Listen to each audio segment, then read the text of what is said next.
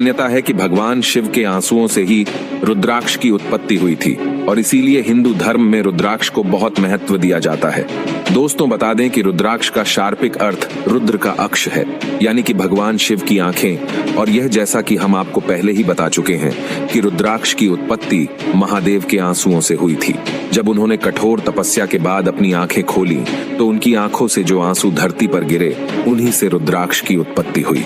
और दोस्तों, रुद्राक्ष को पहनने को लेकर भी कई नियम हैं और ऐसा कहते हैं कि अगर इन्हें 6 स्थानों पर रुद्राक्ष पहन कर गए तो महादेव के प्रकोप से आपको कोई नहीं बचा सकता। तो सबसे पहली जगह है शमशान। अब दोस्तों, रुद्राक्ष की माला या फिर रुद्राक्ष को किसी भी और रूप में पहनकर श्मशान घाट नहीं जाना चाहिए। आपको बता दें कि जो शमशान के संत होते हैं वो भी रुद्राक्ष से जुड़े इस नियम का पालन करते हैं और अगर आप गलती से ऐसा कर देते हैं तो भगवान शिव के क्रोध से आपको कोई नहीं बचा सकता। मृत्यु वाले घर और तो और जहां पर किसी की मृत्यु हुई हो वहां भी कभी रुद्राक्ष पहन कर ना जाए। वही अगर आपके अपने घर में किसी सदस्य की मौत हो गई है तो रुद्राक्ष को उतार कर पूजा स्थान में रख दें। शौचालय या स्नान घर दोस्तों, शौच करते समय या फिर नहाते समय भी रुद्राक्ष नहीं पहनना चाहिए और ऐसा करने से आपको घोर पाप लगता है, क्योंकि इसे आदिदेव भगवान शंकर का अपमान माना जाता है। मांस मदिरा का सेवन करते समय अब दोस्तों और रुद्राक्ष पहनकर मांस का सेवन करना या फिर शराब पीना भी गलत माना जाता है। इसी के साथ रुद्राक्ष पहनकर किसी बूचड़ खाने में जाना या फिर किसी शराब की दुकान पर जाने की भी मनाही है। जहां भी मुर्गा बकरादी कटता या फिर बनता हो उस जगह से आप दूर ही रहें, वरना आपको इसका बुरा परिणाम झेलना पड़ेगा। बालक के जन्म पर अब दोस्तों, जहां पर भी किसी शिशु का जन्म हुआ हो और प्रसूता रहती हो वहां पर भी रुद्राक्ष पहनकर जाना मना है।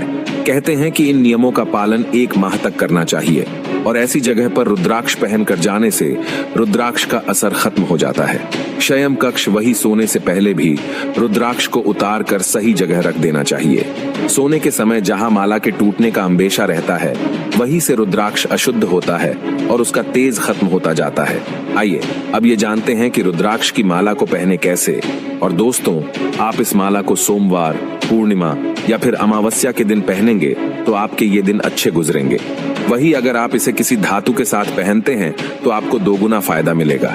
इसकी माला को सोने और चांदी में पहनना शुभ होता है।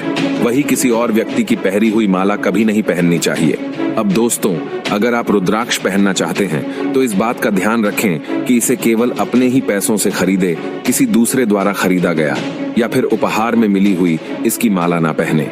अगर आप पर रुद्राक्ष धारण करना चाहते हैं तो पहले इसे किसी भी साधु, संत या फिर पुरोहित के जरिए अभिमंत्रित करवाएं और फिर ही इसे धारण करें, या फिर आप किसी अच्छे और अनुभवी ज्योतिष से भी परामर्श लेकर माला धारण कर सकते हैं। वही अगर आप इसे बिना अभिमंत्रित करवाए पहनेंगे तो इससे आपको कोई फायदा नहीं मिलेगा और इसे पहनने का लक्ष्य ही विफल हो जाएगा।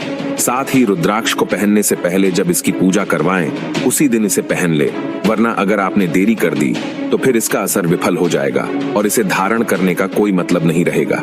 वहीं दोस्तों, और रुद्राक्ष को भी तुलसी की माला की तरह ही पवित्र माना जाता है और इसे धारण करते समय भगवान शिव का मनन करना चाहिए।